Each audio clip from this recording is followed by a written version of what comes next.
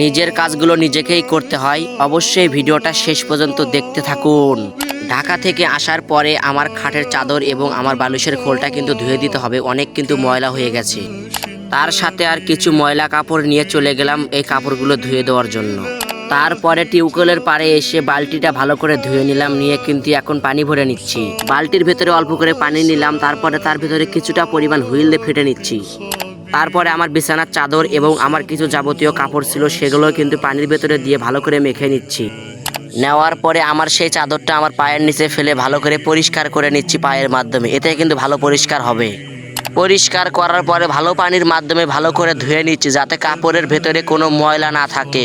যে কাপড়গুলো পরিষ্কার করেছিলাম সেই কাপড়গুলো এখন বালতির ভেতরে রেখে দিচ্ছি, এগুলো শুকাতে দিতে হবে। তারপরে আমার সেই কাপড়গুলো এবং আমার সেই ব্যাগটা নিয়ে যাচ্ছি, এগুলো এখন রোদে শুকাতে দিতে হবে। এখন ওষির সামনে চলে আসলাম, আসার পরে আমার ব্যাগটা নেড়ে দিলাম, দেওয়ার পরে কাপড়গুলো এখন শুকাতে দিতে হবে। তারপরে এক এক করে প্রতিটা কাপড় রশির উপরে শুকাতে দিচ্ছি, যাতে একটা কাপড়ে মাটিতে না পড়ে যায়। তারপরে আমার বিছানার চাদরটাও কিন্তু শুকাতে দিয়ে দিলাম। আর হ্যাঁ, আপনি আমার ভিডিও কোথায় থেকে দেখতেছেন অবশ্যই একটা কমেন্ট করে যাবেন। তারপরে চলে যাচ্ছি সেই বালতিটা রেখে দিতে। আজকের এই ভিডিওটা এই পর্যন্তই। অবশ্যই আমার পেজটাকে ফলো দিয়ে রাখবে, যাতে নতুন নতুন ব্লগ ভিডিও আপলোড করতে পারি আপনাদের উদ্দেশ্যে।